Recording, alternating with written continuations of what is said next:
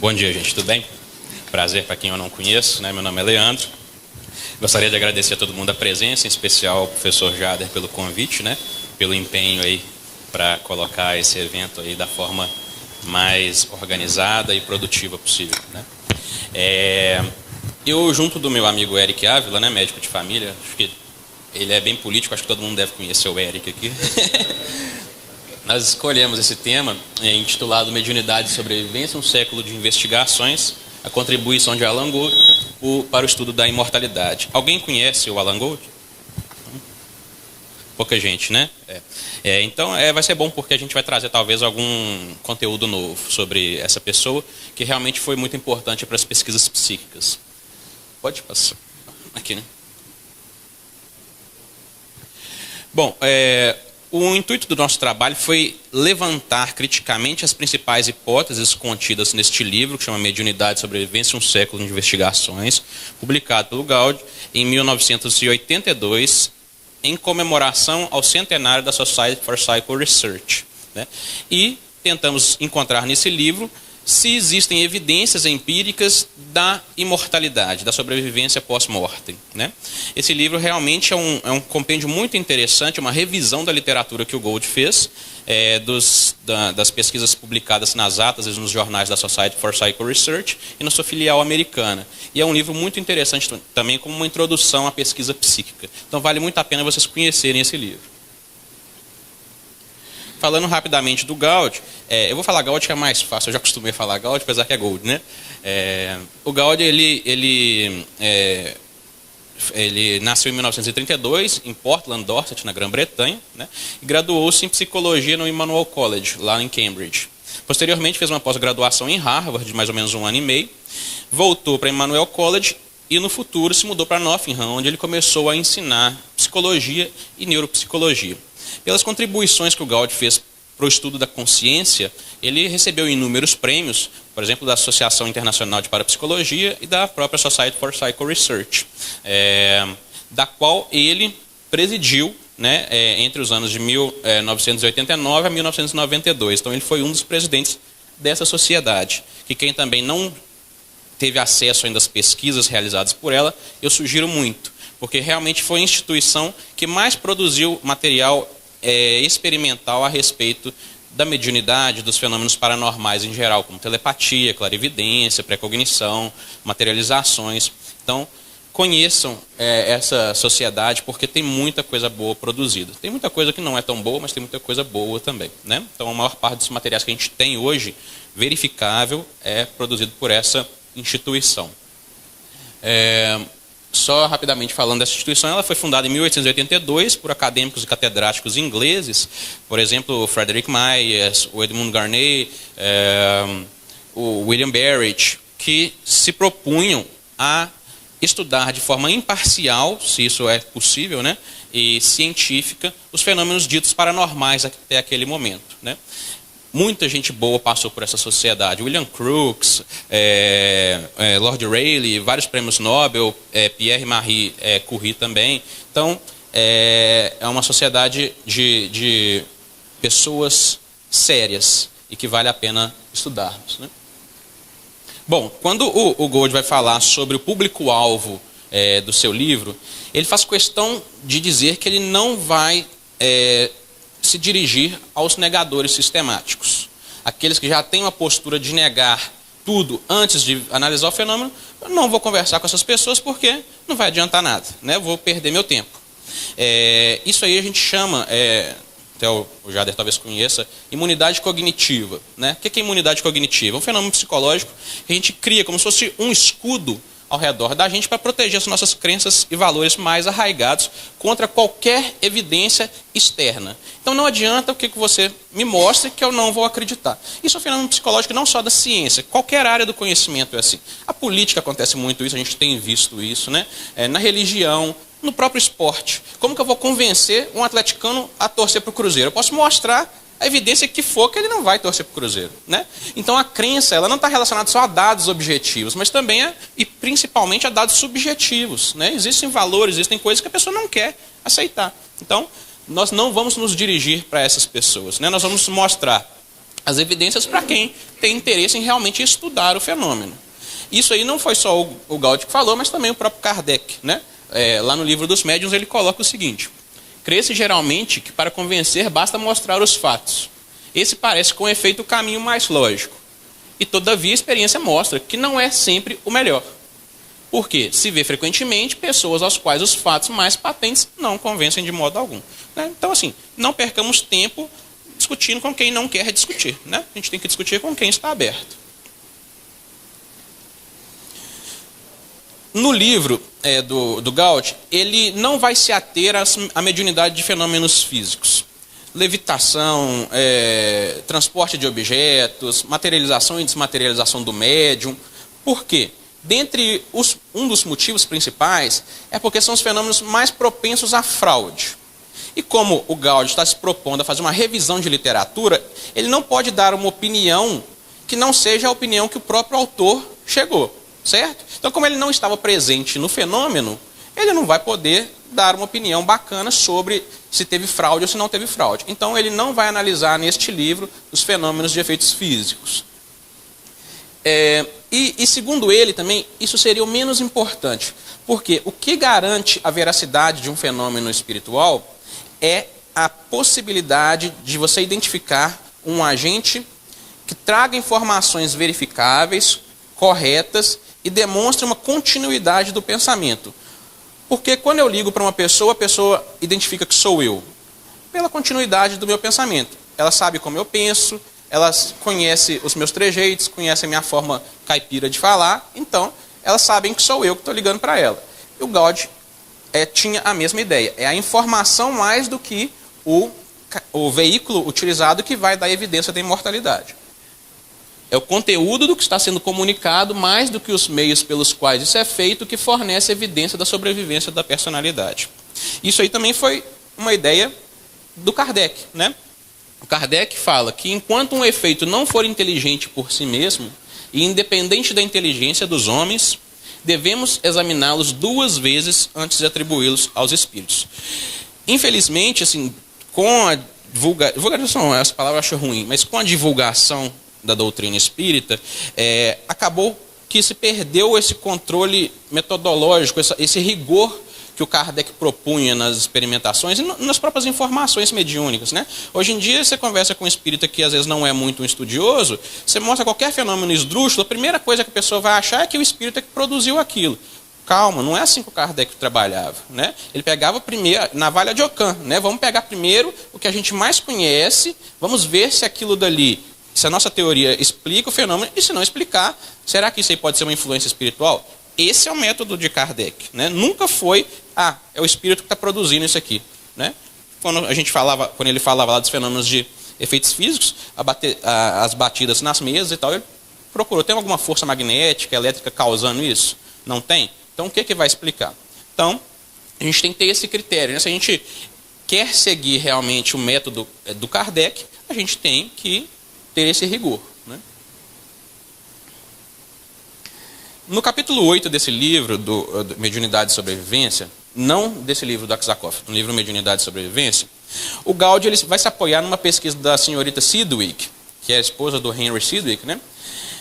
Com a médium Leonore Piper, lá da Inglaterra, para afirmar, segundo o Gaudi, que os controles dos médiums, ou seja, os espíritos guias do médium, seria simplesmente uma manifestação do inconsciente do médium, como se Emmanuel fosse, na verdade, uma parte do Chico Xavier. Né? E isso é interessante porque a própria senhorita Sidgwick, nessa pesquisa, ela concluiu justamente o contrário. Ela falou lá, o médium escreve muitas das falas e garante a continuidade da trama. Mas algumas das linhas, talvez as mais importantes, são completadas por autores de fora. Né? Então eu achei muito estranho o Gaudi chegar a uma conclusão diferente da própria autora analisando o trabalho dela. Né? E aqui uma outra questão que é importante é que assim, a gente no meio espírita está muito acostumado com a mediunidade do Chico, que foi uma mediunidade assim, excepcional, talvez o médium mais prolífico que a gente conheça. Né? Mas a maior parte dos médiums não são Chico Xavier. Né? Então, a comunicação de um espírito com um médium não é via iPhone 10, Samsung Galaxy S1 milhão. Não é. Né? O do Chico talvez fosse um iPhone 1. né? A maior parte dos médiums, gente, a comunicação é como se fosse um copinho de um lado, ligado por um fio, e um copinho do lado de cá. Então, a informação mediúnica não deve ser aceita como uma verdade e sem crítica, né?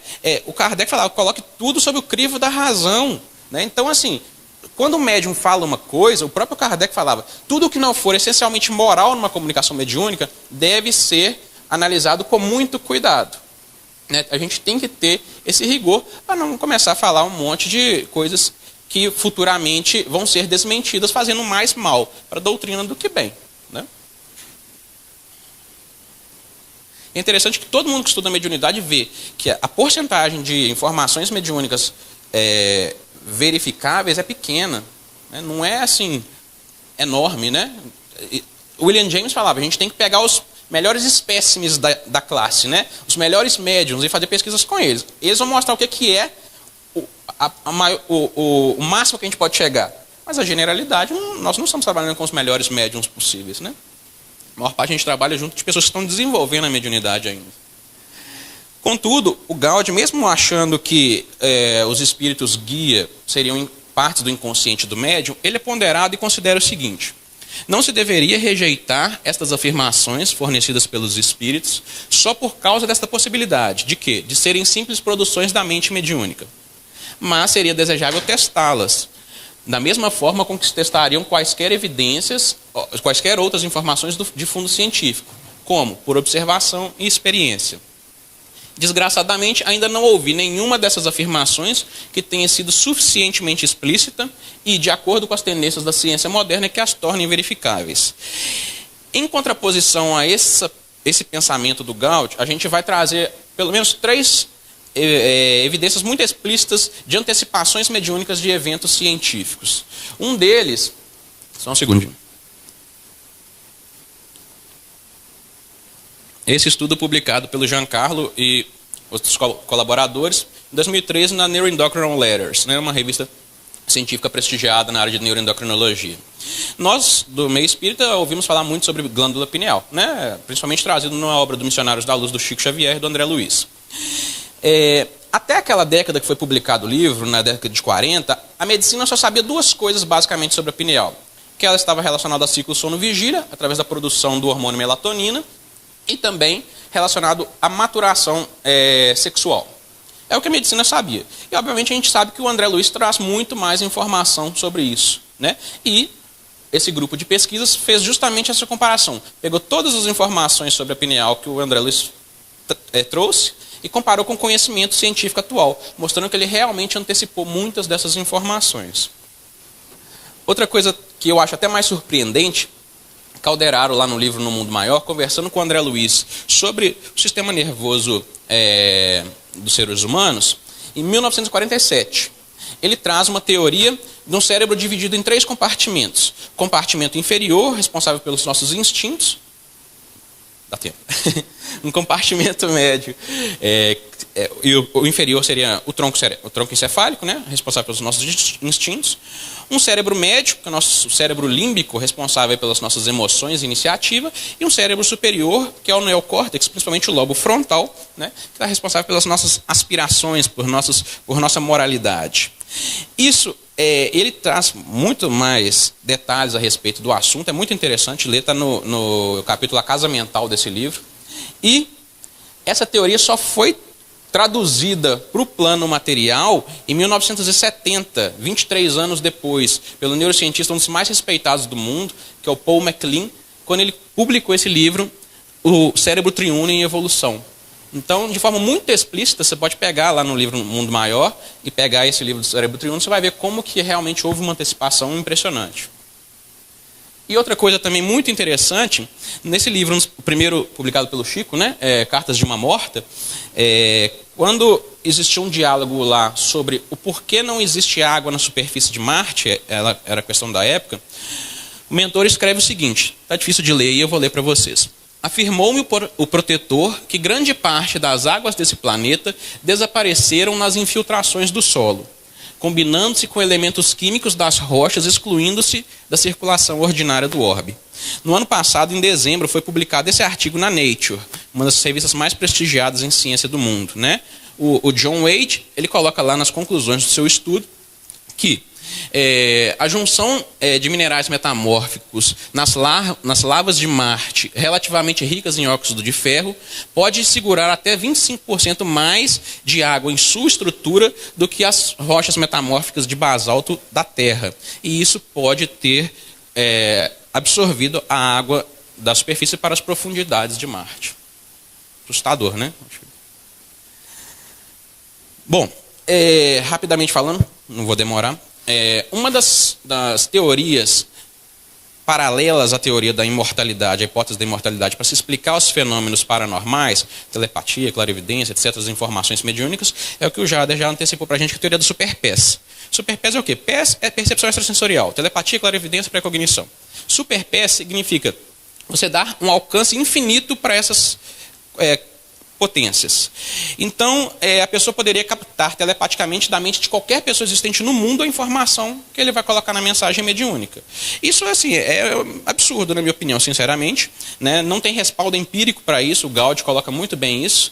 E se tivesse, coitado de quem for fazer um concurso público com um médium do lado, né? Porque vai captar o que você sabe e provavelmente vai captar até a resposta na cabeça de quem escreveu a prova, né? Então não é uma coisa muito lógica. E o próprio Gaudio coloca que a super-PES é uma teoria peculiarmente indefinível.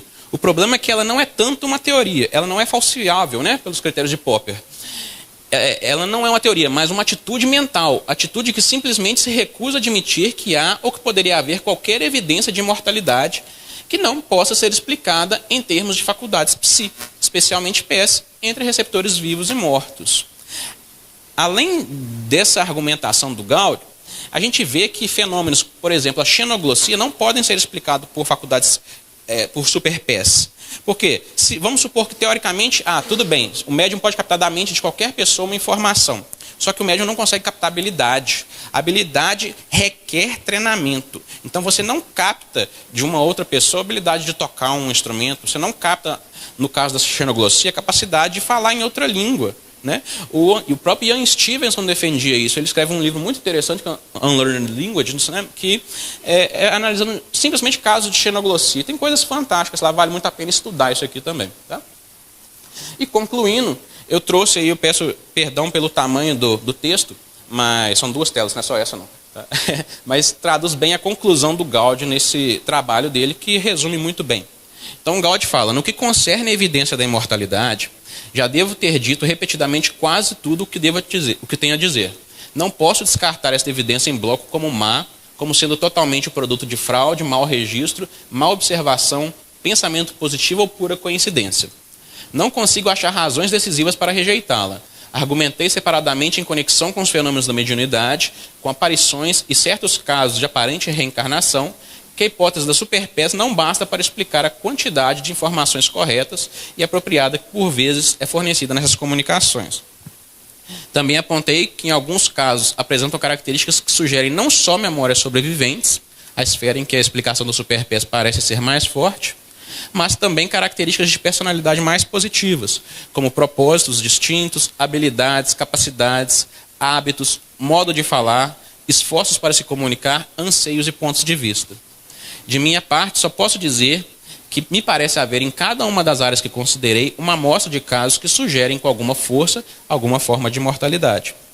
Nessa área e em áreas correlatas importantes, o que sabemos está em proporção ao que não sabemos, como um balde d'água em relação ao oceano. Essa frase, esse texto do Gaudio, ele é muito importante, porque o Gaudio era considerado um dos mais céticos dentro da Society for Psycho Research. Durante muito tempo, ele combateu assim, fervorosamente, como muitos lá faziam, os fenômenos paranormais e principalmente a hipótese da imortalidade. Mas depois desse livro, ele, de certa forma, se rende a algumas evidências, mostrando que a gente ainda sabe muito pouco, e realmente a gente sabe muito pouco mesmo, mas com tudo que já foi produzido, a gente tem muito respaldo empírico para colocarmos a hipótese da imortalidade como uma hipótese realmente científica. Viu? Obrigado. Pode ficar que ainda tem perguntas. Perguntas aqui, lá, mas quem, sim, só para a gente, 3, né? Acho que 3 dá, né? Eu achei que não ia ter nenhuma, porque quase ninguém conhece. bom dia. Bom, Alexandre. Bom, meu nome é Alexandre, novamente. Um comentário e uma pergunta. O comentário é que saiu um artigo na Science agora, começo do mês de agosto, reportando evidência via Haddad de água, estado líquido, provavelmente salgada, como estão dizendo, por causa da temperatura, o que, né, ajuda ainda mais a fortalecer a menção que você citou.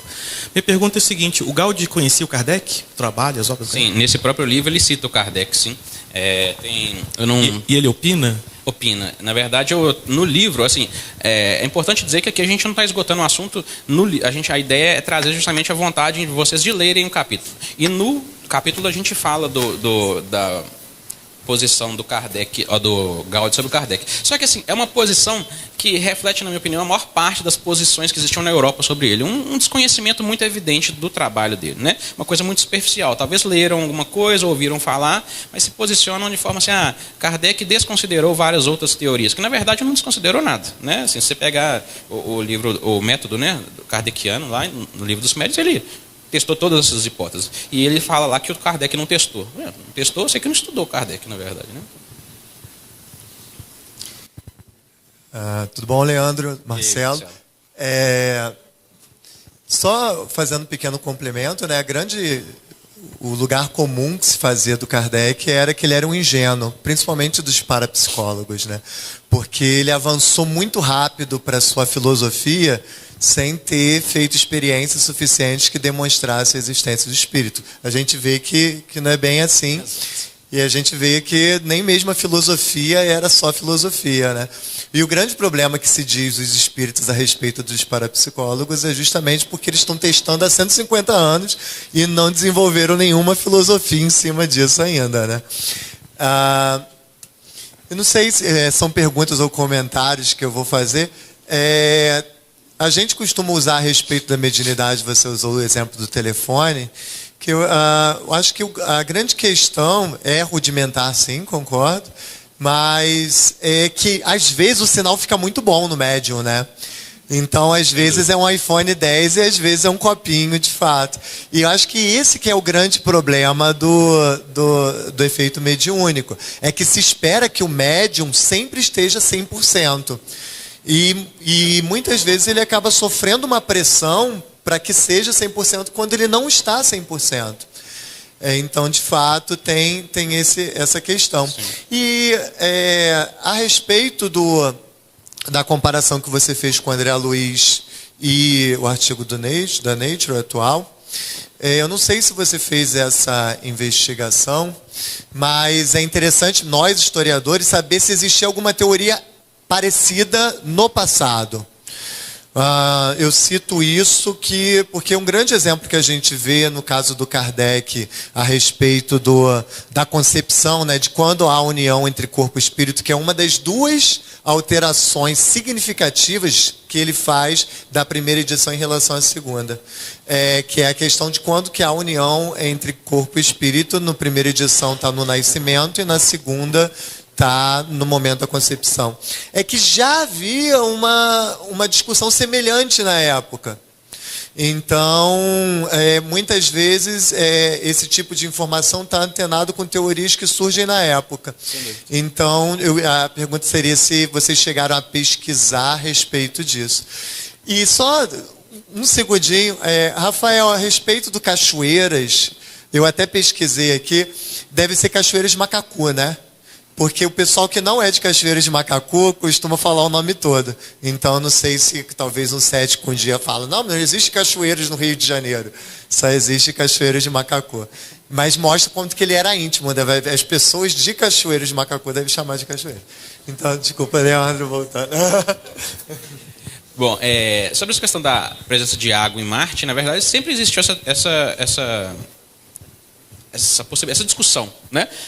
E obviamente que uma das teorias que existiriam desde aquela época de Kardec algo subterrâneo, né? Mas o que chama a atenção é que ele teve a capacidade de se posicionar a respeito disso, né? Se você tem uma discussão científica, ele tomou partido, né? No caso, ou o espírito tomou partido, e foi uma coisa que hoje em dia está sendo realmente mais respaldado, né?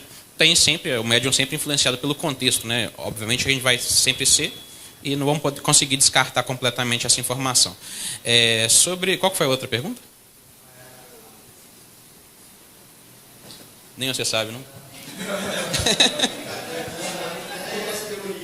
Hã? Não entendi, não lembro.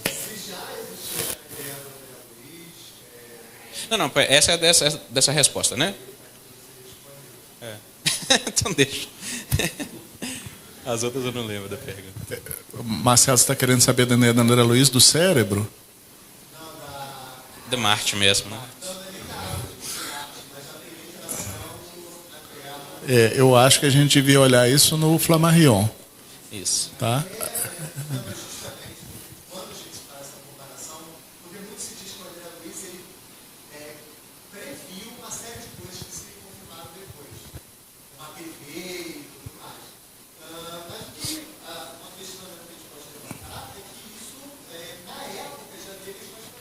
Sim. Deu para entender. Era uma das ideias que estavam correndo, como a própria pluralidade dos mundos habitados, que o Flammarion tinha escrito um livro antes, e quando ele viu em O Livro dos Espíritos, ele falou assim, os Espíritos falam sobre isso, então eu quero conhecer o Espiritismo. Né? Eu queria dar uma contribuição para a importância desse trabalho seu, Leandro. Eu não sei se vocês conhecem a história da SPR, mas o Wallace chegou a ser convidado para ser presidente, foi fundada por gente muito importante por causa da crítica da imprensa às coisas que se publicavam sobre o espiritualismo. E no meio do século teve um racha dentro da SPR, porque sobrevivencialistas ou espiritualistas e céticos começaram a discutir sobre o resultado. E nesse racha, os espiritualistas saíram e criaram uma instituição para pesquisa psíquica na Inglaterra. E os céticos ficaram. E esse livro foi escrito para os 100 anos da Society. Ou seja, eu não sei até que ponto os espiritualistas voltaram à sociedade, mas era uma sociedade de céticos. Então, o então presidente da sociedade, que é o Alan Gold, fazer uma revisita aos estudos e dizer que não dá para excluir a hipótese da mediunidade, é um livro super importante para nós espíritas conhecermos. Tá? É bastante importante para nós espíritas conhecermos. E é de fácil acesso, né? Assim, você consegue achar o PDF na internet e qualquer sebo você consegue achar o livro também. Infelizmente ele não está sendo mais publicado. Né? É isso, eu tinha uma coisa, mas eu esqueci. A tréplica aqui do Alexandre. Só uma coisa rápida sobre essa questão da água. Céticos começaram a usar a informação de que as primeiras sondas começaram a observar fotos da superfície de Marte, em que não se descobriu água. Alguns céticos criticaram a obra do Chico. Então, essas descobertas do ano passado para cá, elas revertem a coisa. Colocam, pelo menos, em pé de justiça e igualdade.